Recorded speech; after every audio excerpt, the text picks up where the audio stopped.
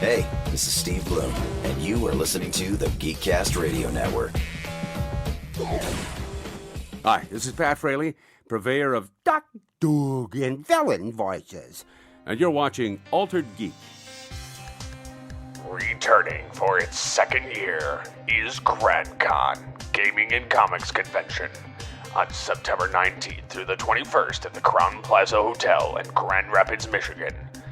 This year, be prepared for more, with a guest list that easily doubles that of last year's, with artists such as Mark McKenna or game publishers like Jeff Grubb. It's easy to want to come check them out. There will be a silent charity auction, tons of panels for gaming and comics fans, and the list goes on and on. Registration is open. For more information, visit the website grand-con.com.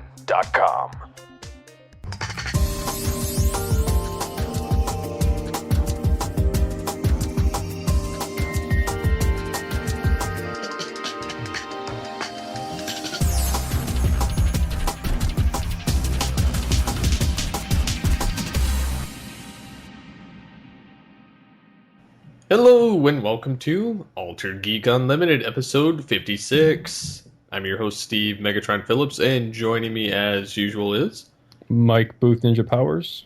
Hello. How are you doing, sir? Pretty good. It's good to hear. I myself apparently have a mild case of vertigo. It is very annoying. That's not fun. It's all the pleasures of being drunk without actually being drunk. Yeah, that kind of sucks. I don't know how fun that actually is.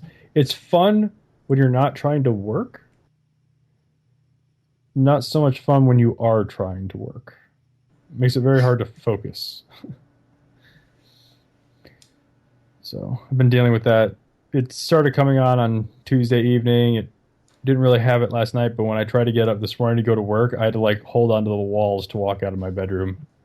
Wow, that sucks. It was really bad. So I had my wife drive me into work, and then I decided that the thing with me is, even if I'm sick and dragging, I will still take myself into work, because I would rather them send me home than call in sick to work and have them be like, hey, you need to bring a doctor's note in because you called off sick. I'd rather get sent home and then not have to worry about any of that stuff and just be like, hey, you sent me home. Yep. That's the kind of game I play. So that's what happened this morning. My wife dropped me off, and she got all the way home, and the time it took her to get home was the amount of time it took for them to decide that they didn't actually need me at work today. So as soon as she got home, she came back and got me, and I went to the urgent care, and they told me that it wasn't an infection or anything like that. They gave me a prescription for some anti-vertigo medication, which I have not been taking.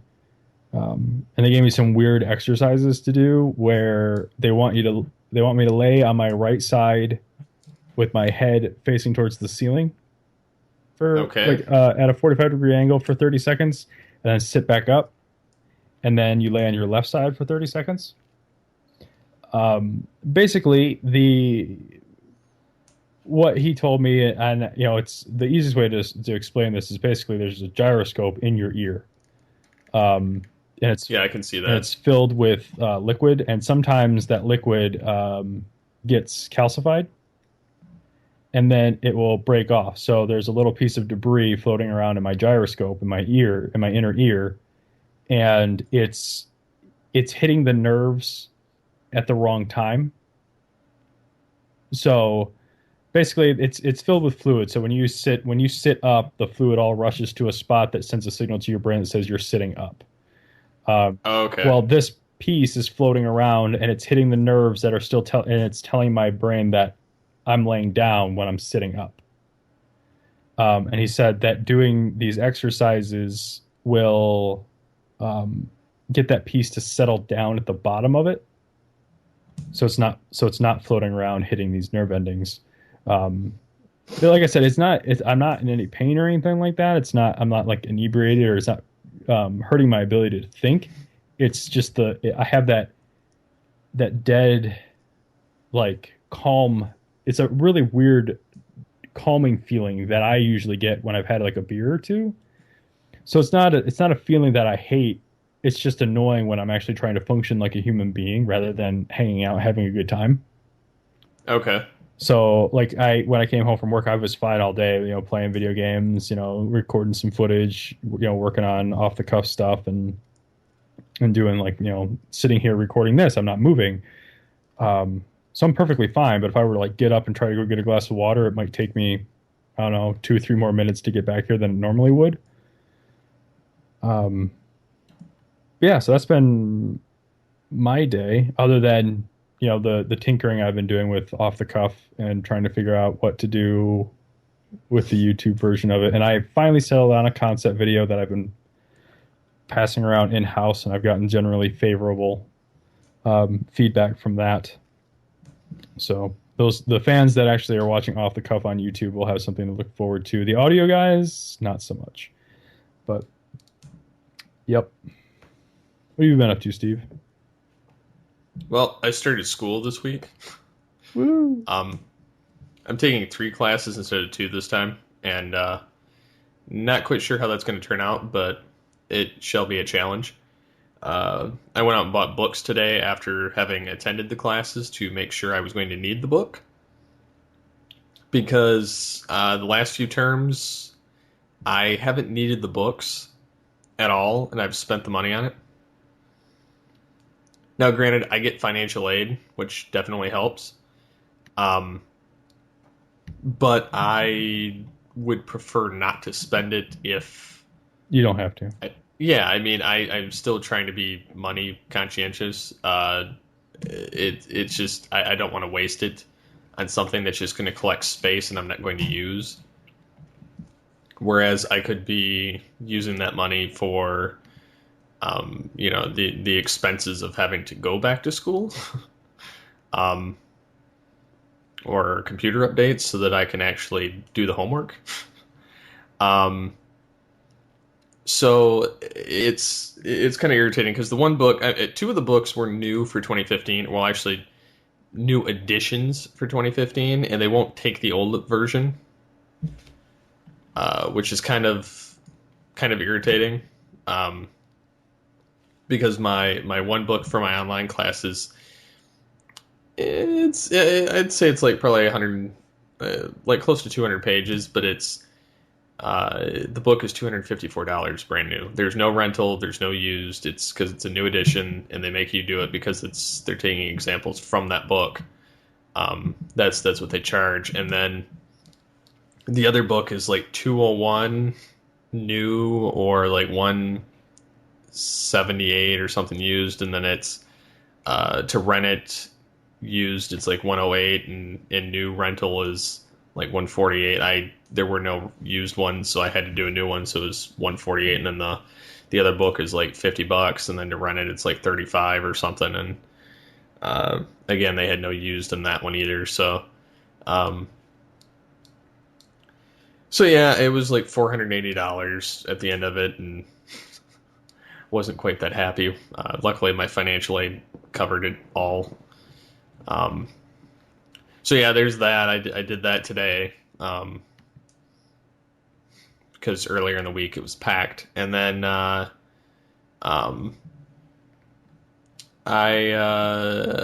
went through the entire website and I redid all of the featured images, so they're all uniform.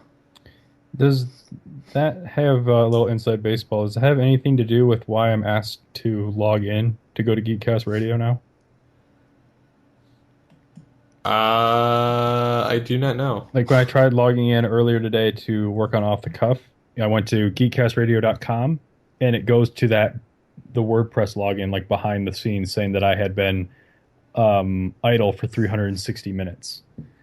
If you have an account already on the site and you log in, it does that. But that didn't start happening to me until today. Yeah, I was tweaking something, and I was trying to force log out a few people. Oh. So, because they were having issues with their accounts, I just have to figure out where the hell it's at to turn that off because it annoys me as well. Well, I was just a little inside baseball, so if anyone was having trouble accessing the site, that's why. Yep. And so yeah, I was doing that, making them all uniform, and then of course some of the shows that, regardless if they're being canceled or retired or whatever, I made new ones for those too. Hey, wait a second. Sorry. Yes. How did the featured art on episode 57 for Off the Cuff become the YouTube video? I changed it. Oh. I took a screenshot of it to make it so that it was all uniform. Oh, I can. Sorry, more. It's already inputted in the site. Well, I mean, you can resize it to that size. well, hang on. More inside baseball. Well, you know what? I'm going to send you that art, and then you can do what you need to do to get that player thing out of there. Okay, cool. Anyways, yeah. Sorry, I was like looking at the site. And I just noticed that. Great podcasting. Way to go, me. Woo. Kevin brought it to my attention. He said, "Yeah, they're all not uniform," and I was like, "Oh yeah, because the little tiny version was from two site versions ago." Okay. And then the kind of mid-grade one, which is what a lot of the review shows or specialized, whenever there's a weekly podcast update of the logo of whatever's covered, those were not uniform either. Okay. So the new generic ones for everything are uniform, because like if you take a generic image like from a TV show or from something like that, it automatically sizes it to this specified size.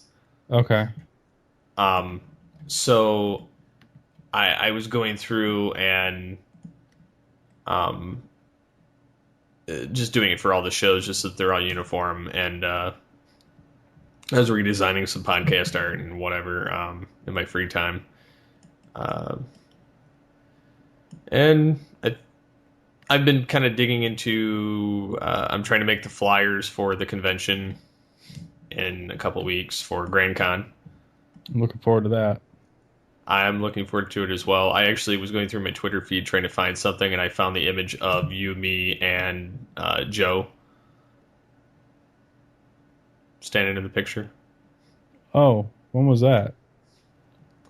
It was taken at Grand Con last year. Holy cow, man! You went back a year in your Twitter feed? I actually was trying to go back as far as I could go to see if I could find a post that I had made with somebody, and I didn't see it because it only goes back so far in Twitter. I think it goes back a year or two. So I found the image of you standing there kind of looking it off in the distance in a weird way, and then Joe's messing with his... I can't figure out what the hell they were called, but the mobile type things. Oh, yeah. And then I was on Twitter. Oh, okay. So I'm not even paying attention. And we have the little tiny GCRN printout with the logo, which we won't have this year because we have the actual banner. So yeah, I'm redoing the flyer stuff with all the latest podcast arts and information, and I'm gonna have some of the promo podcast CDs of MP3 files, more or less, to hand out. So, kind of give everybody a glimpse of certain episodes of shows. And yeah, the guys wanted to submit our episode 50 as the show to put on that. Yeah, which is the one where we did episode like 1250 or something like that, where I actually guessed it on the show. Yeah, and I was like, we're not doing that one. That would just alienate people, I have a feeling. Yeah, well, because no one would have any idea what was going on. They'd be like, they'd be hearing a bunch of old guys go, "Huh? What?" Yeah, so we nominated episode 51 because that kind of laid out our direction, which obviously quickly changed like 4 episodes later, but whatever. We are the show that we are. So Yeah, I'm definitely looking more forward to Grand Con than this year because mostly because we know what to expect and we can be a little better prepared. I'll have some money in my pocket. I will too this year because I know what they're going to have. Mm-hmm. Whereas last year I was like, yeah, I don't even have any money for food. Which luckily, because we were there, you know, because we had a table, Mm-hmm. we got the pop and the chips and stuff, Yep. I remember that now. which was very helpful, but it would have been nice to have had money to go actually get food. I think I did pack a lunch, but I think I'd rather get hot food. Yeah. But yeah, and I think it's being held somewhere different this year. Yes, it's at the I want to say it's the Crown Plaza. That sounds about right. I know that my wife and I have a hotel at the convention center or wherever it's being held. We have a hotel room, so we're excited about that. She's excited about that because last year was miserable for us. And last year the convention was the same time as it's like basically an art crawl in downtown Grand Rapids. Okay. So every hotel that was like worth a damn was already booked or full or way too expensive for that weekend. And so we got one hotel that we thought was going to be okay, and it was awful. Like the bed basically amounted to the bed sucked because let's face it, when you go out for the convention, you're only in the hotel room to really sleep. Pretty much. Granted, the first night we went out, we go Friday, Saturday, Sunday, and that weekend we went out Thursday, Friday, Saturday, Sunday, and I believe we were supposed to stay Sunday night. I remember staying up late on Thursday into the wee morning of Friday to pre-order my 5S. And then I went to bed. And then we had like all day Friday to goof around. The convention started officially on Saturday, so we were there for that. We stayed Saturday night in the hotel room, but on Sunday after the convention was over, my wife and I were just like, you know what? Screw it. Let's just forfeit Sunday night. Let's just go home now. Like it was that bad. Wow. And so this year, as soon as they found out where it was and it was in the hotel, and it was in a hotel, my wife and I like booked it and we paid for it like up front. So like we don't have to worry about coming up. It's not like we booked a hotel room and then we have to worry about paying for it. We already paid for the hotel room. And it's at the hotel, so I don't have to drive like all the way across town to get there. She can come down to the convention floor and hang out. She can go back to the hotel room and play games. We can go back to the hotel room and record a podcast, stuff like that.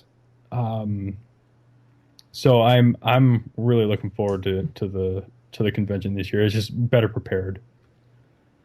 So I'm actually debating on whether or not, I don't even think we have time to do it, but I was debating on whether or not to make new shirts this year. I don't think there's enough time. Yeah, I don't think there is either. That, and I couldn't really come up with like a design I want in my head. So, but those shirts are nice. My shirt still looks good. I'm definitely going to be bringing it out there. So, yeah, mine still looks nice, and I'll be bringing it out there as well. I may give away my Altered Geek hat. No way. Yeah, I might. For one of two reasons. One, to just kind of promo it off kind of thing. And two, I've changed the logo. So, but it's still the same name and website address on it. Yeah, we really look clueless in that picture. Danner took that picture, right? Yep. Yeah, okay. Yep. We were there. And I got my binder of GCRN crap, and which I'll have again. I actually found it a couple days ago. But yeah, I was looking at it and I'm like, yeah, some of those shows don't even exist right now, and some of those arts are old, and it just didn't look very nice. So I'm redoing it and printing it again. But it'll be fun. Hopefully we get to maybe talk to some people and network a little bit more. I kind of dropped the ball on it a little bit last year because I wasn't quite sure what the hell we were doing. Right. So I contacted a few people who never got back to me, and then I kind of dropped the ball on some of the other ones that I could have contacted and didn't. Shame on you. Yep. So I'll try and do better this year now that I'm more focused. Anyhow, so have you been paying attention to any of the random superhero crap that's kind of blown around? I saw the Supergirl business like 2 hours ago. I kind of wish, like, obviously the it's Supergirl coming to TV. It's happening. They're just shopping around to networks. I was kind of hoping that it would have been like a CW show, because that would have been like the next thing to spin out of like Flash or Arrow. But all the news is saying that they're trying to hit a bigger network than CW. So we'll see how it goes. That kind of makes me sad that they're trying to get a bigger network than CW. But I think they should keep all the superhero stuff on CW. I agree. Within reason, I mean. I don't know. I think I want them to keep it there, because then you can do the cross play between the series. And if they're not all in one spot, then you can't do that. And I'm a big fan of continuity, and some people don't care for continuity or don't think it adds anything to anything. But I like it. I like seeing the connections between Arrow and Flash and stuff like that. I'm kind of bummed that Gotham's not going to have any kind of connection to the series. But I mean, I'm sure, just like any other comic book thing, I'll check out like Supergirl and just to see how good or bad it is and stuff like that. So that was probably the big one, unless you're also referring to Netflix and having Gotham before it's even aired. Yeah, I mean, I was kind of referring to both anyway, but the Supergirl I'm kind of interested in. I just wonder where it's going to go. It's kind of hit or miss whether it'll survive on any of the other networks. NBC's tried numerous things and they flop, and then Fox usually cancels stuff. NBC hasn't really. I mean, NBC did a pilot for Wonder Woman and never put it on the air. I don't know if that counts as a flop. They had Heroes. But Heroes went for 4 seasons and is actually coming back for a special, so that's not horrible, you know. No, so it does give me a little hope. It's interesting. It'll be interesting to see where it ends up. I don't know.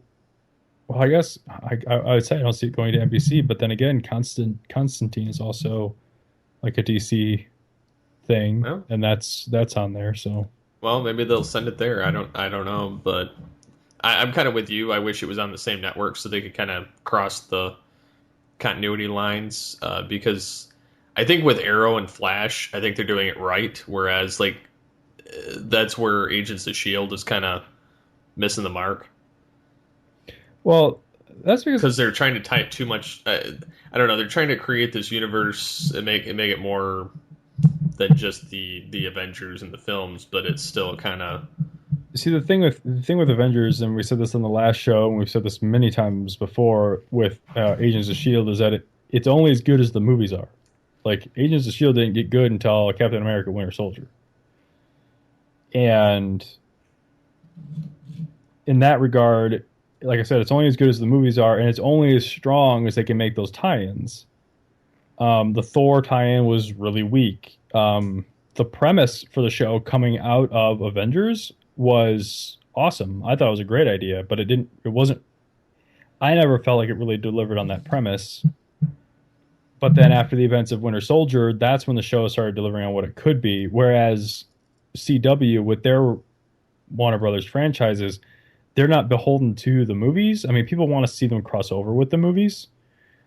But for right now, those two universes are completely separate from each other. Which I think's actually more healthy for the TV show. Because they can do what they want. But at the same time, you're never going to see you're never going to see the characters you want to see, so they have to make the characters. They have to pick and choose the characters that you do see to make them interesting. I think that's kind of where it's going to be kind of where I think that's where Flash is going to get interesting, because one, he does have the superpowers, so they can introduce other people with superpowers, and it's going to be interesting to see how they get around like the hokier names of the Flash villains. Yeah.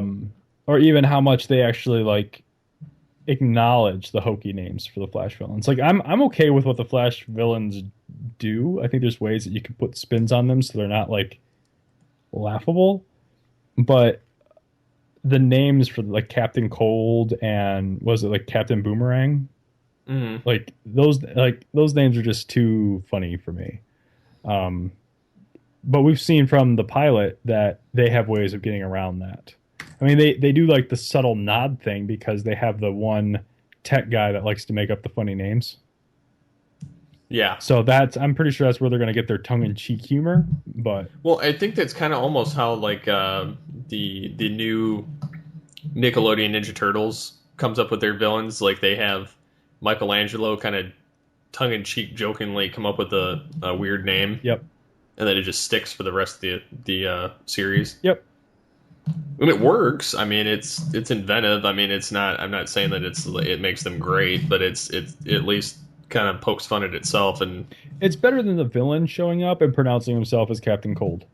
yeah, if he says "I am Captain Cold," or it's just I'm going to laugh you right off the screen. Whereas the techie guy, nerdy little techie guy, is coming up with fun names because they want code names for everything, and he calls the guy Captain Cold. Yeah, that becomes quirky and funny. Yeah, like the Flash fights Captain Cold. Yep.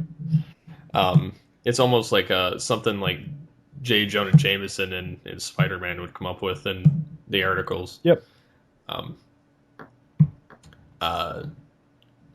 I do find it interesting though that in the CW universe that they have 3 Prison Break actors involved.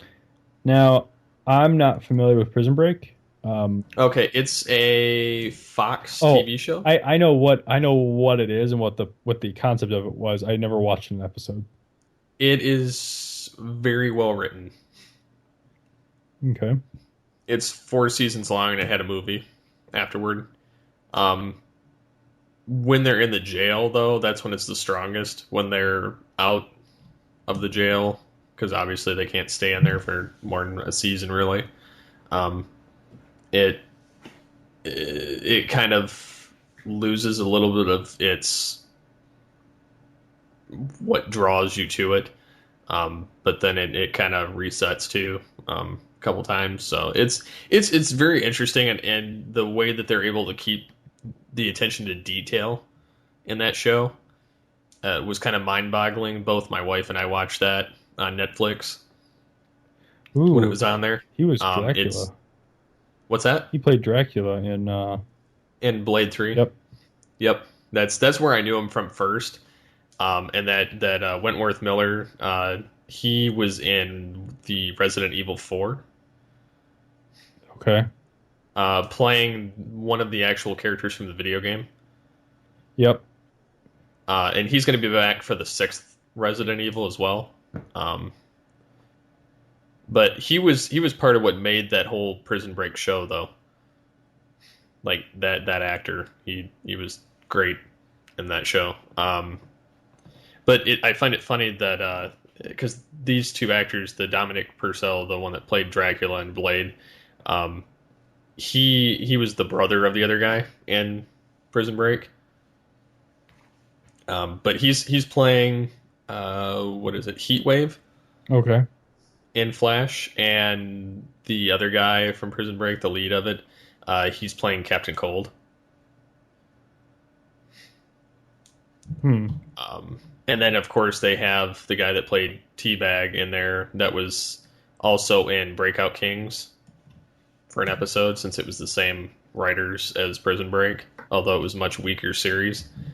That guy is the one that plays the Clock King in Arrow. Yeah, I like the Clock King in Arrow. And he's going to be in Flash as well, so that's the 3rd Prison Break actor. Oh, I'm sorry. There's 4. The one that there was a mob boss that was in Prison Break that he's playing Count Vertigo. I'm bummed that it's not the other guy. I really like that other actor that was playing. I do too. I thought that Count Vertigo was that other guy. Yeah. Well, I mean, in the comics anyway. One of the articles says the new Count Vertigo. So maybe he takes the title. I don't know. We'll see what happens.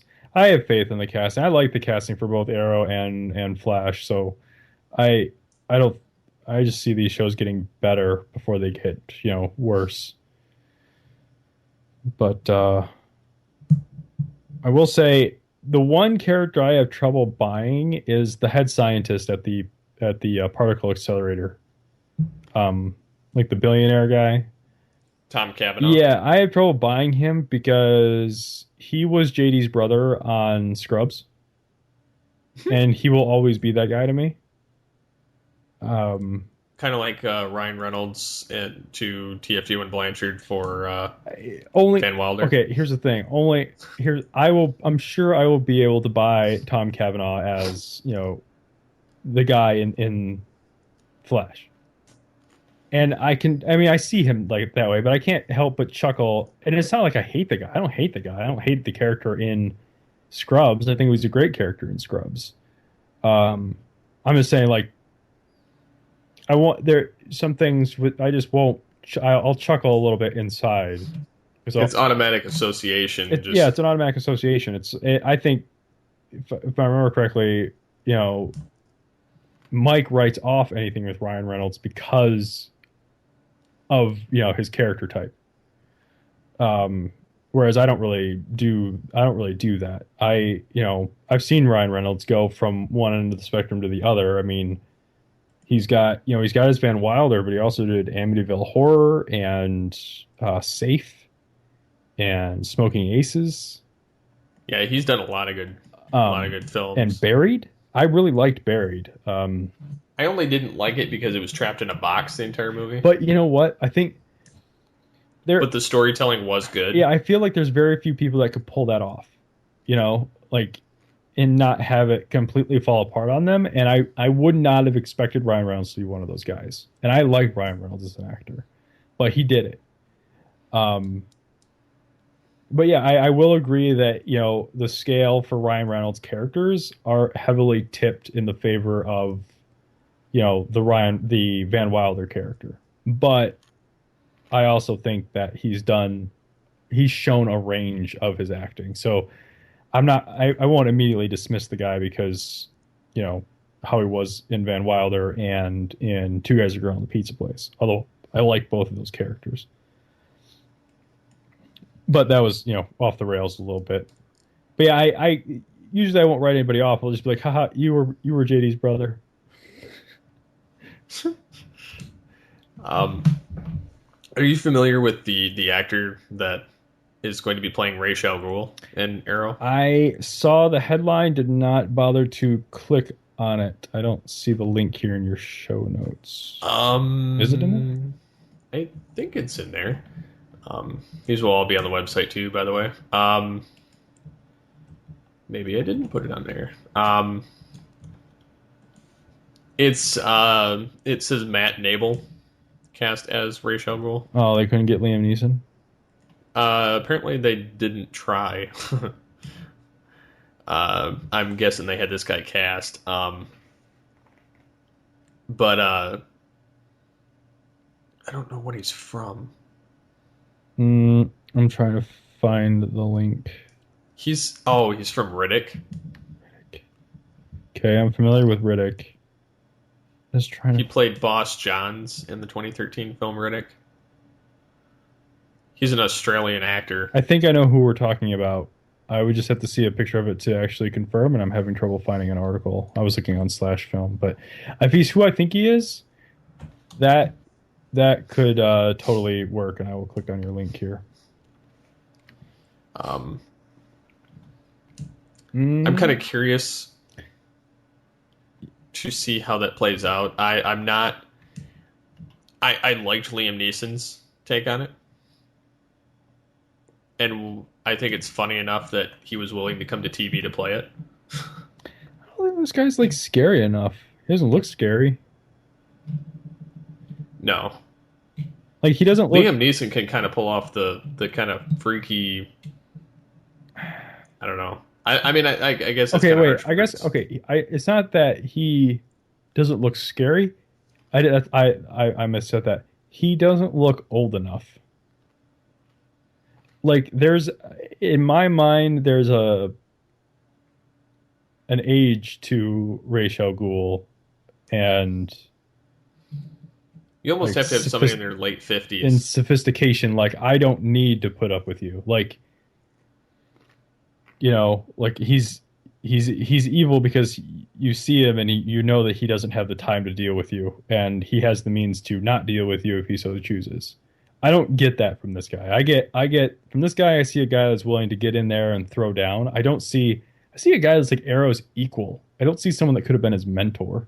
Yeah, I definitely see the same thing. But I'm looking at this, you know, cast photo, not him in the show. So it could be we could see something completely different once he gets on screen because, you know, as we've talked many times before, you know, taking things out of context is not a good idea. No. So and this is definitely like way out of context because this is just a headshot. Generic. Yeah. That's like him at his nicest. Yeah. So So yeah, there's that, and then I kind of saw this comment about The Rock getting cast as Black Adam. that makes me sad. I wanted him to play Shazam. I was almost guessing that he might play Shazam, but I was almost positive he was going to be Black Adam. I felt like he has that presence. He has the charisma to play that. Like, because I feel like he can. Really, what you're looking at with Shazam is kind of like a Freaky Friday situation, right? Where you have the kid in the in the adult body, and I feel like The Rock could have played that like really well. Mm-hmm. So it's not like I'm not going to see this movie. I just wish it would have been the other way around. Now and it's not going to be in continuity either. It's not connected to the other stuff? No, What? They said it's going to be outside of the rest of the DC universe, which I think is kind of a mistake. Yeah, okay. All right, if you get The Rock to play Black Adam, who do you get to play Shazam? Because there are very few people that are as big as The Rock. Like, how do you... That's why this seems so odd to me, because like you would think the hero would be the bigger character. You know what I'm saying? Like, you would want him to be anyway. You would want him to look like the bigger, tougher guy. Obviously, when superpowers are involved, you don't have to be the biggest guy on the block, as is shown by like Man of Steel. Like Henry Cavill, yes, he's a big guy, but he's not like comic book Superman big. He's just big because he's just strong, like Superman is. He doesn't have to be big, muscle bound just to be strong. That's a superpower. I feel like, you know, that's how you want your hero to be, and it's like, okay, so you're going to get the biggest guy possible, and you're going to make him the bad guy. So are you just going to cast someone to play Shazam and have him be like the Henry Cavill to Dwayne's The Rock, where the villain is super huge and ripped, and then you've got another guy who's just kind of in shape but really powerful? Like that's not what I wanted to see. It'll be interesting though. Yeah, I mean, I'll still watch it. I like seeing The Rock be funny. Oh yeah, because I feel like he is that kid, and I don't know. I really think he could have done a much better job as Shazam. But whatever. I'm not a casting agent. Yeah, none of us are.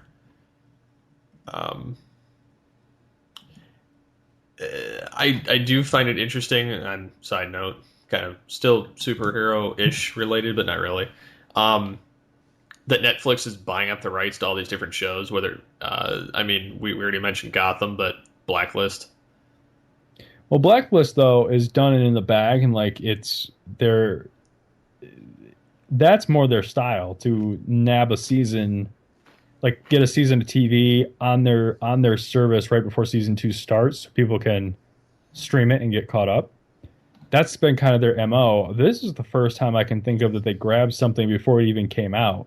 So is this deal like, are they going to get the episodes as they air, or is this they're going to get it when it's all over like all their other stuff?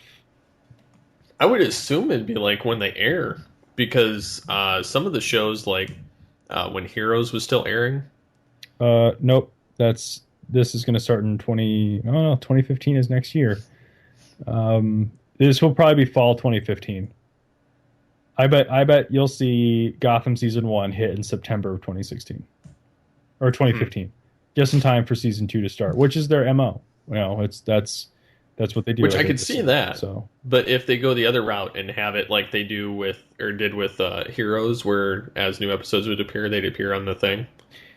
I agree, but going off of the Entertainment Weekly, right in the first paragraph, it says will be available on the streaming service beginning in 2015. So that means to me it's in their MO. It's in their same wheelhouse, but. That's actually a really low number for how much they paid for it, though. The $1.75 million. Yeah, I know that's kind of strange. I think they paid, but didn't they pay like $1 or $2 million an episode for Blacklist? I think it was $2 million an episode. So yeah, that's interesting. I don't know that like $2 million is enough to keep something on the air. Like that's not finish out your commitment. So we have an entire season of TV to put on our streaming service. That's not what that is. Which goes to a comment that someone made. Yeah, I'm not quite sure how that's such a deal. Like the Blacklist, I completely understand. That's, I think they're paying them pretty well for the episodes on that, but we shall see as far as Gotham's concerned.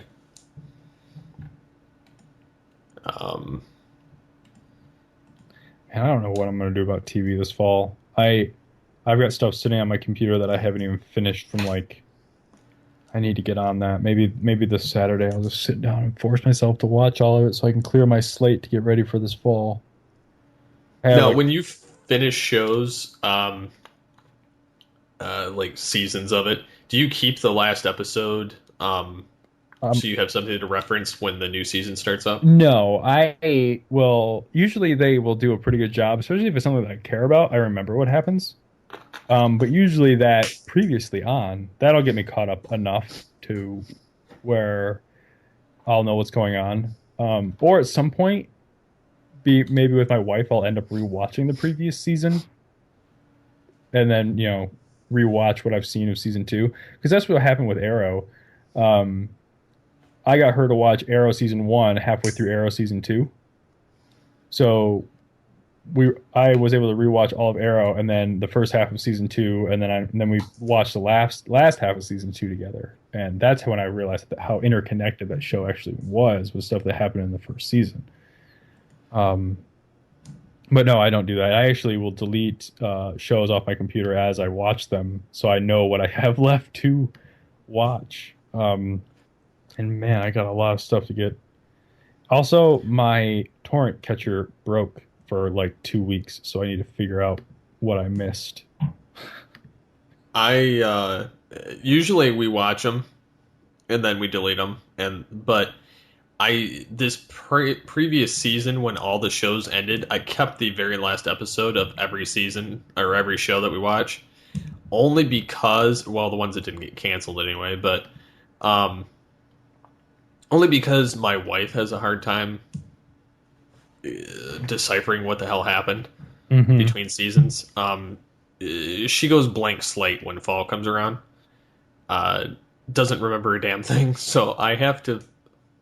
I spend the first 10 minutes of the new episode or prior to the new episode explaining everything that's happened to that point. And when you get to something like Supernatural and it's had as many seasons as it's had, she forgets like half of what went on throughout those seasons. Oh, okay. And so I have to like recap per season, in as brief of words as I can come up with, because I don't want to sit there all night. And then I spend more time on the previous season finale. So this is a way that I can force her to watch the show like the week before they air, so she knows what the hell's going on, and I don't have to sit there and go, remember this? Oh, I don't remember this. Right. And then like Agents of Shield, I really don't need the season finale, but I kept it anyway because I want to at least feel some kind of I don't know, just cohesive element, even though they'll probably jump forward a little bit in time anyway. Mm-hmm. On most of these shows, so I kept those, and then same thing with Arrow. I've kept that too, and in anticipation. So I do know that Supernatural is going to have a pre-season premiere episode the week before it airs, with like a 2-hour special, kind of bringing everybody up to date from season 1 to now. Okay. So it's going to be like an overall kind of all-encompassing, full-on. That's another thing that makes me think that this is the last season. Because they're putting a pretty bow on it. What's that? Because they're putting a pretty bow on it. Yeah, they're kind of wrapping it up as best they can, and then for the events that happened in the season finale, and what they tried to do the previous season finale, I'm pretty sure I got this season finale pegged. Or series finale, I should say, because that's what I think is going to happen. I will eat crow if it goes past season 10, but I'm pretty sure it's done. I don't know. I'm pretty sure. I guess we'll find out. Yeah, I'm sure we will. And then just some other kind of goofy thing I saw that was floating around. It was like a commercial for Kahlua. It had Jeff Bridges playing the Big Lebowski. I don't think I've seen that. He was playing the dude. He was being shaped like it was. You know what? It's a commercial. I haven't seen it. You haven't? Nope. Yep. Yeah, I don't catch commercials. Well, the only reason it came on my radar is, for one, I saw the Big Lebowski like winter of 2013 for the first time. Okay. Because a classmate let me borrow the file, more or less, and so I watched it and I thought it was funny. And then I saw this kind of pop up on Twitter somewhere, and they have him sitting in a bowling alley, or not a bowling alley, a bar, and he's drinking, and he has a suitcase which is supposedly supposed to have these, the Kahlua or whatever. I don't know, something. He's explaining the whole thing to the bartender, and it's showing like a younger version of him finding this suitcase and being chased, and then there's this astronaut that falls, and it was retarded, but it was funny. I'll have to check it out. It's I got the link in there, but so yeah, there's that. I don't have too much to really share. I talked my wife into buying a Beast Wars figure.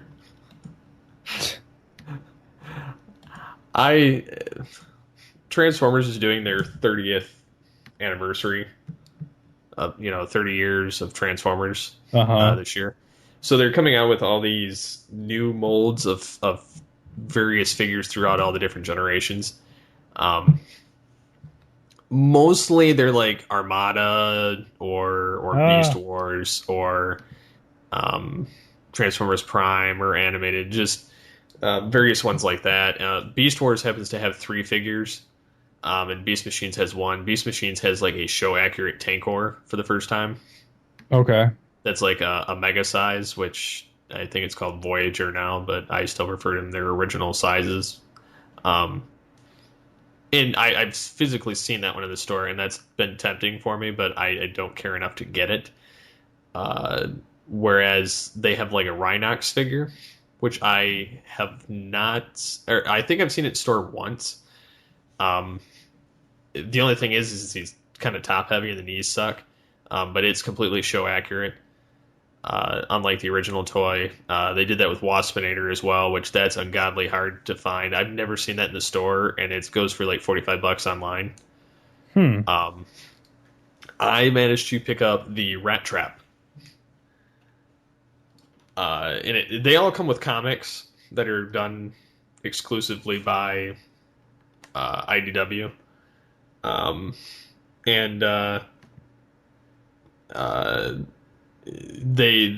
This one's completely show accurate. It transforms to the mouse, looks just like the mouse with the kind of like complete detail on the toes and everything, complete detail on the robot mode, to the point that even the wrists open up, or the forearms open up, and there's like his little bombs. Okay. So it's definitely completely show accurate. And like I said, it comes with the comic and everything else, and his two-piece gun that he can piece together. And anyhow, I was quite impressed with it, so I managed to talk my wife into spending $12 on it, to which she was not very happy with me. She's like, I'm not even getting the kid a toy, and you want a toy? And I said, I'm telling you, I'm like, it's only because it's Beast Wars that I'm jumping at this. Uh-huh. Because, like, I don't care one iota for any other Transformer toy. But if it's Beast Wars, I'm all over that. Right. I'll show it next time we do video. All right. Oh, my headphones. I had them for a week now. I really like them a lot. Made a big difference at the movie theater, watching movies in the booth, or TV shows in the projection booth on Saturday. Battery in them lasted all day, because I don't know if anyone that remembers, I said that has the built-in amp in it, which a lot of people might write that off as being like a bass boost feature, but it's not that. It's something different. It's really, really nice.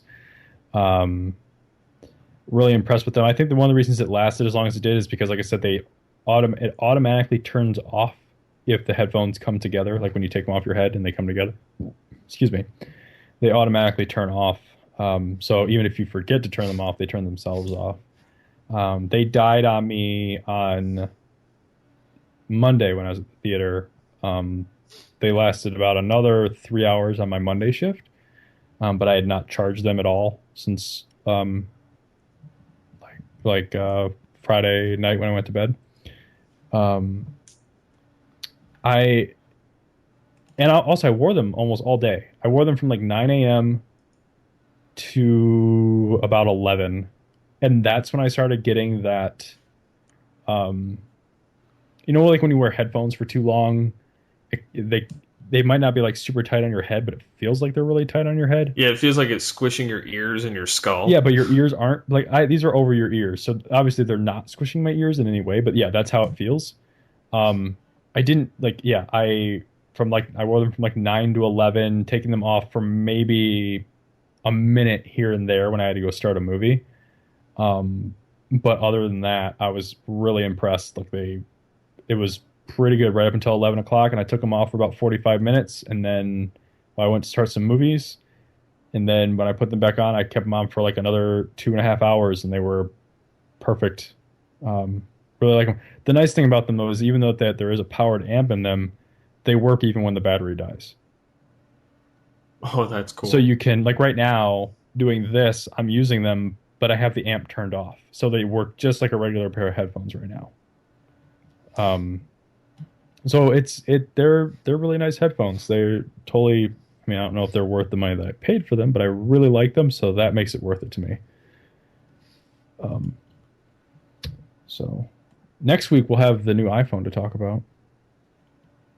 Are you getting that? Well, here's what I don't want to say no, because knowing myself, I probably will. But this is what I've told myself, and this is what I've told my wife. The rumor is, right, there's going to be a new iPhone announced next Tuesday, which I definitely think there will be a new iPhone announced next Tuesday. The other rumor is that there will be some kind of watch to go along with this, because everyone's making watches now, smart watches. I've told my wife that if there is a smartwatch from Apple, I will probably buy the smartwatch over the phone, because I feel like the smartwatch with my 5S will give me the features I want out of the iPhone 6.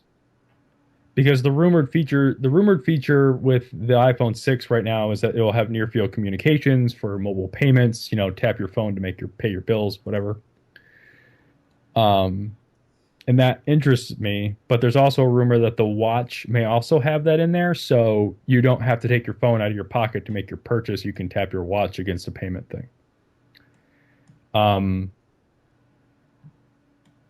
So at the moment, what I've told myself and what I've told my wife is that if there's a watch, I will just buy the watch, and I will wait another year to buy a phone. But if I'm being completely honest with myself and the listeners, and even my wife knows this, I'm probably going to end up with a new phone anyways. So I'll have a better idea next Tuesday, because what usually happens is I can tell myself all this stuff, but then Apple's going to get up on stage and they're going to say something or show me something, and I'm going to be like, shit. Dang it, I thought I was out, and you got me back.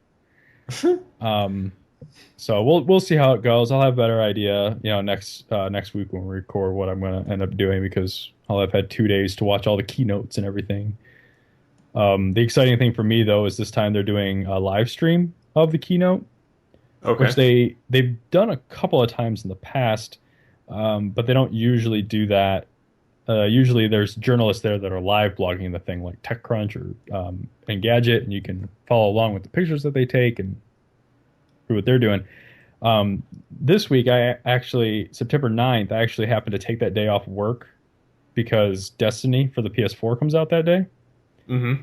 And my plan was to, play Destiny on September 9th while watching, someone do a live blog, of the event while I'm playing my games.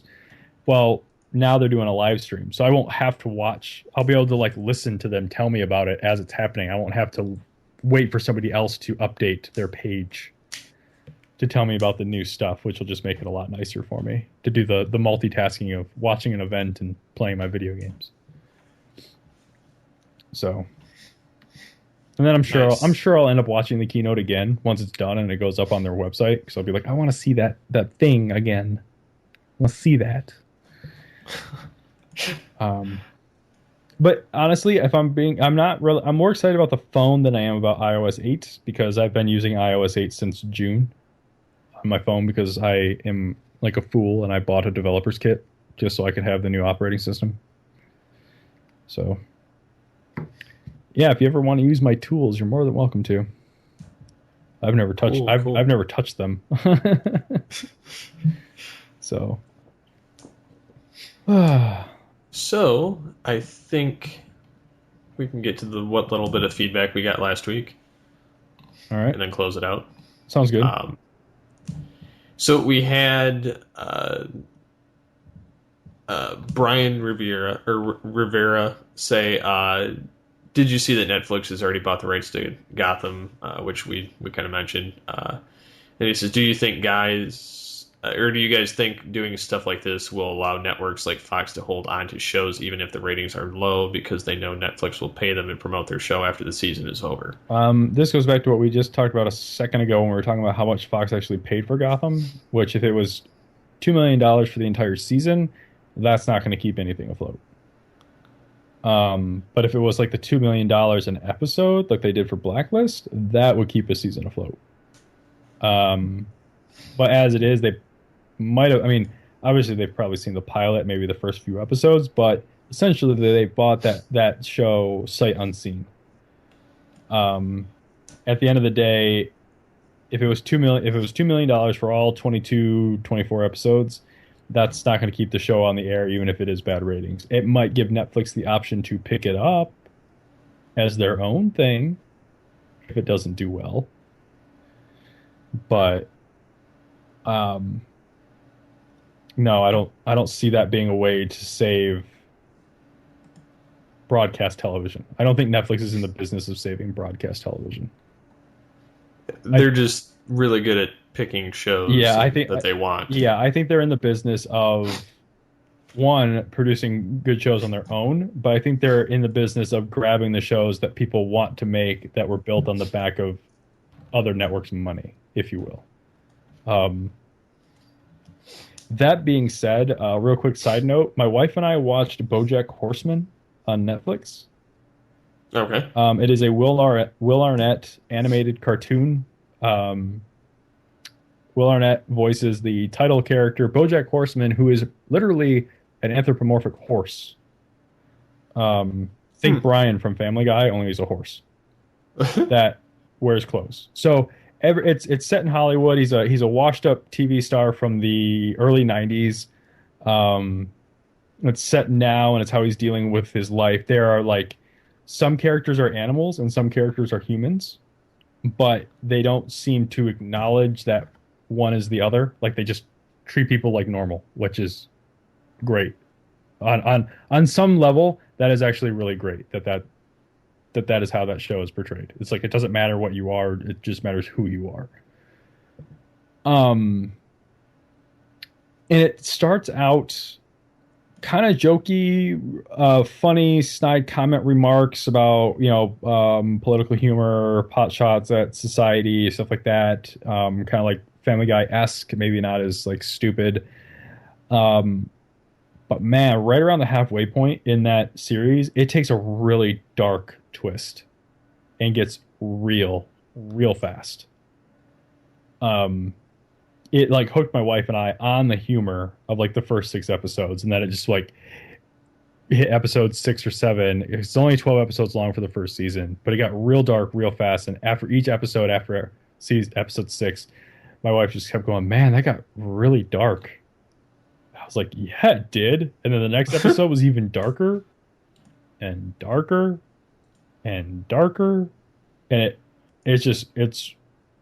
was not what I thought it was going to be at all, and I actually really enjoyed it. I highly recommend, if you have a Netflix subscription, at least giving it a try. So, but no, I don't see the Netflix model, Netflix paying for something, being a way for broadcast television to save their shows. I agree. Film for Fun says, I believe the entire Michael Bay directing Power Rangers was started as a joke. He says, well, at least I hope it was a joke. And that makes me sad. Yeah. You can't deny it would be funny watching the Megazords blowing shit up. Man, kind of like I would totally watch that. I'm not gonna lie. I would totally watch a Michael Bay Power Rangers. He would at least make the villains, the big creepy monsters look believable. Yeah. Instead of looking like a dude in a suit. Can you imagine? Just imagine for a moment, given the detail that was put into the Transformers, right? That the detail that everyone hates. Well, I like the detail. I hate that they changed the aesthetics of some of the robots. Granted, that's just nostalgia talking. Right. But although, could you imagine the overall imagery was a hell of a lot better than the story? But could you imagine if the Transformers looked the way they did in the cartoons in a live action movie? Yeah, a lot of them wouldn't look very believable. That would look ridiculous to me. Anyways, I'm just sitting here in my brain, my wildly imaginative brain. I'm just imagining what a Megazord would look like done by Michael Bay. Like that, just in my brain, that is freaking awesome, and I want to see that, and I never will get to see that. That would be interesting to kind of try and figure out. Who knows? We'll never see it. Then again, you never know.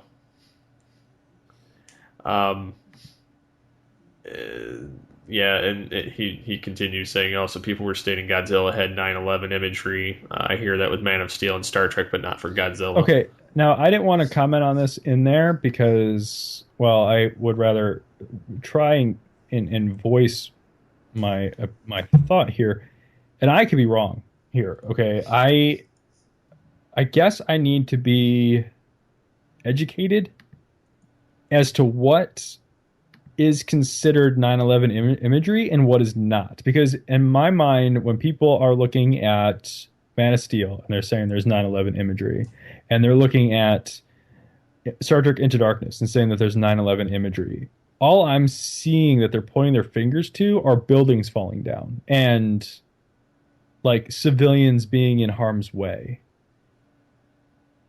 And maybe that's like not what people are talking about. Maybe I don't know what people are talking about, like, because no one's explained it to me. That term 9/11 imagery just showed up one summer for me, and it had to do with movies where buildings were falling down in heavily populated areas.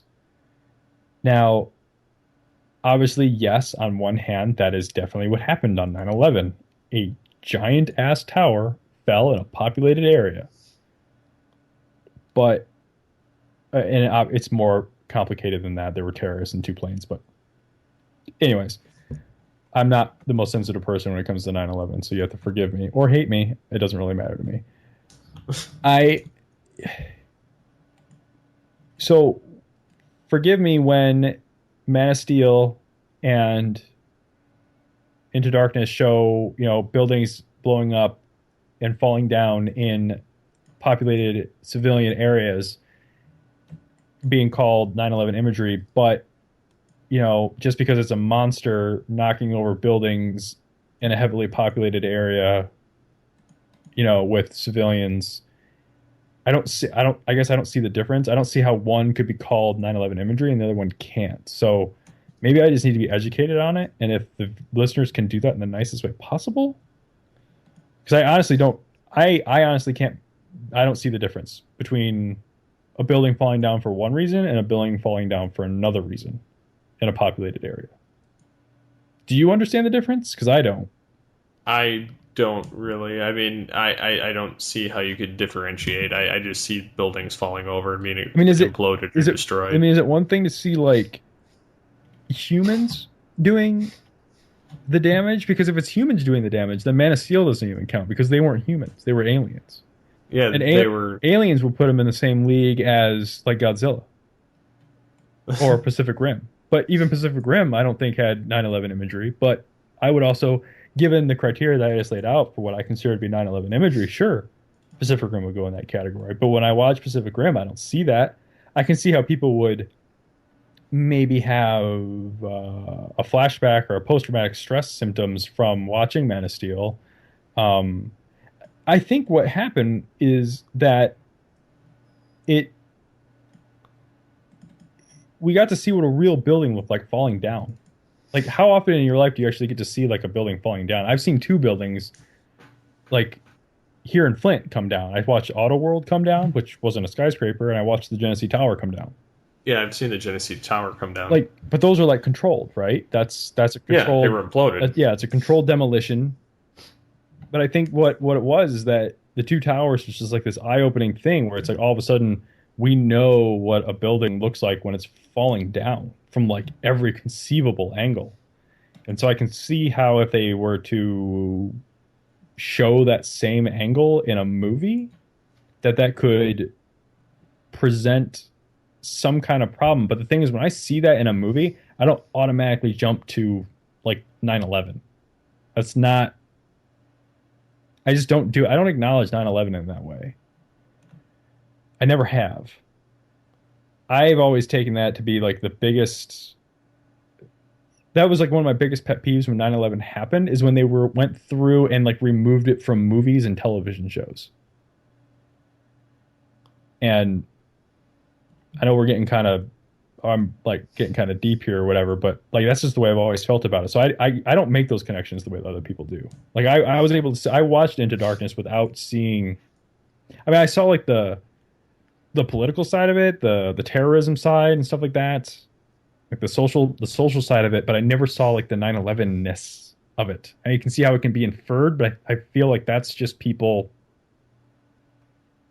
inferring their own things on it. Like I can watch a movie about buildings falling down without it being linked to 9/11 in any way, unless it's a movie about 9/11. But that's just me, and I'm a cynical, cold-hearted son of a bitch. So I don't see anything like even in Star Trek. I mean I've not seen Godzilla yet. I eventually will. It's not on my radar at the moment. Man of Steel, I just saw a bunch of aliens blowing the crap out of stuff. Star Trek, I saw a terrible Star Trek film. see the thing about Man of Steel, and the reason I don't really equate it with like 9/11 is because it was what I wanted to see Superman do. Like that's It's an alien invasion. it was. There's a Justice League where he fights Shazam in that LexCorp. Like Yep. obviously that episode, it was on Mock-Up City. It was unpopulated, but they were still like destroying those buildings when they were fighting. And that's like what I expect a fight with Superman or with superpowered beings to be. And Zack Snyder put that on screen. You know, like I guess I don't understand. For me, it's all about the distinction. I don't understand where you can draw the line. I don't understand how it can be okay to do in a cartoon because Justice League Unlimited wrapped up after 9/11, right? Yeah. And the whole fight with like Darkseid in Metropolis, like that had buildings falling down and glass shattering and there were civilians all over the place. Like that fight was in downtown Metropolis. But no one called out a cartoon for being 9/11 imagery. I mean, I guess I just don't know where the line is. Maybe I don't understand the exact definition. I haven't bothered to Google it because I just don't get it. And maybe that's ignorance on my part. But yeah, that's all I've got. I'm not going to say any more about that. Yeah. And our final comment was by Haley Bailey. My favorite Comic Con is still San Diego. Yes, there's been a Hollywood explosion in the last 10 to 15 years. And yes, it can get annoying at times. Even with that, there is nothing like the San Diego experience. It is a crazy atmosphere unlike anything else. Something you have to be at to truly understand. I can totally understand where she's coming from because I think the closest thing we would have to Comic-Con here would be the Renfest. I feel like that's probably the closest thing because you go there and there's a whole atmosphere, you know, everyone's on the same page. It's this whole thing. And I've heard that, you know, all of like downtown San Diego gets in on the whole thing. Like PetSmart in San Diego has like zombie dog contests and stuff like that while Comic-Con is going on. Like it becomes a whole event for like downtown San Diego. So I totally get that. And my wife and I have been talking about going to Comic-Con for the last couple of years, or PAX or Comic-Con New York. Just like one of them, just to go like once. We're kind of leaning towards PAX because it's more video game focused.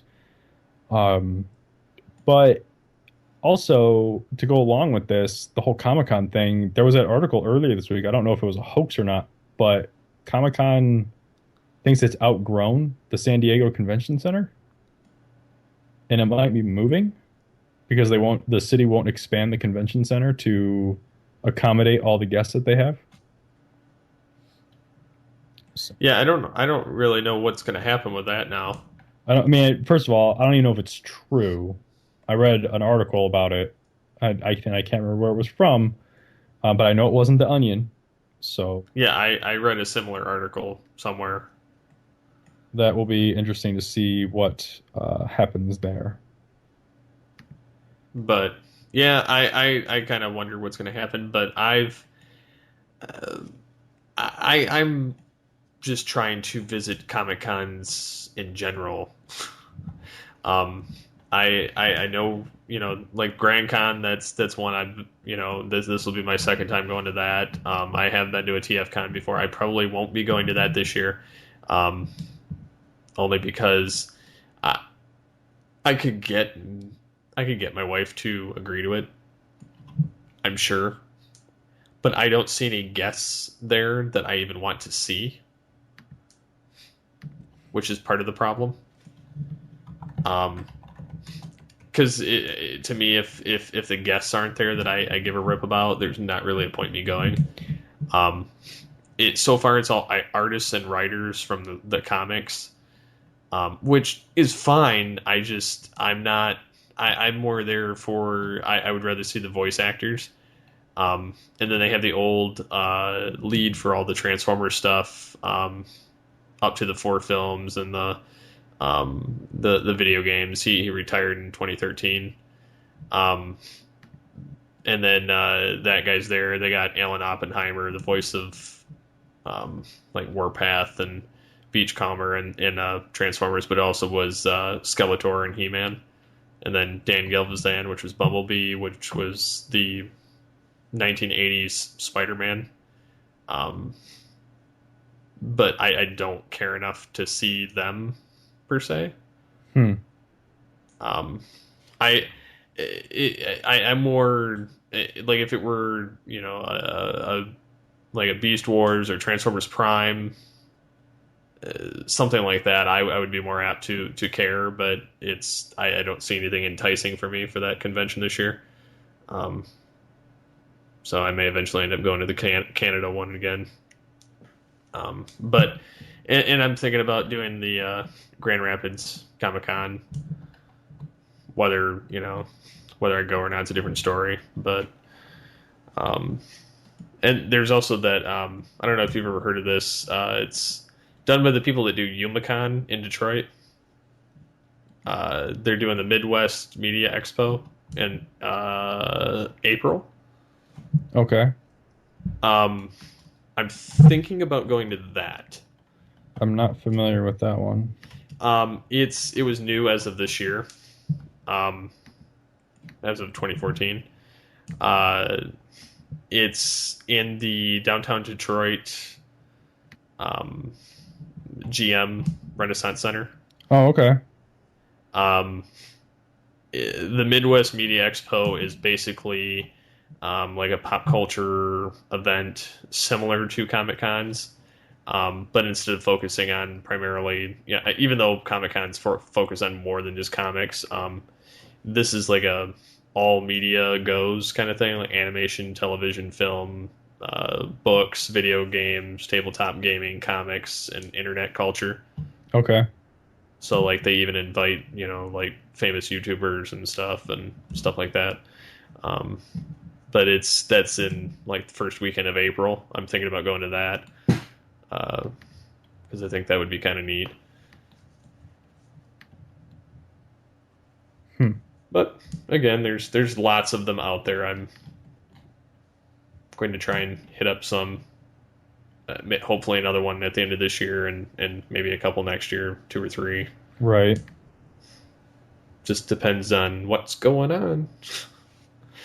Yeah, I pretty much only have time in my life for Grand Con. I don't really want to.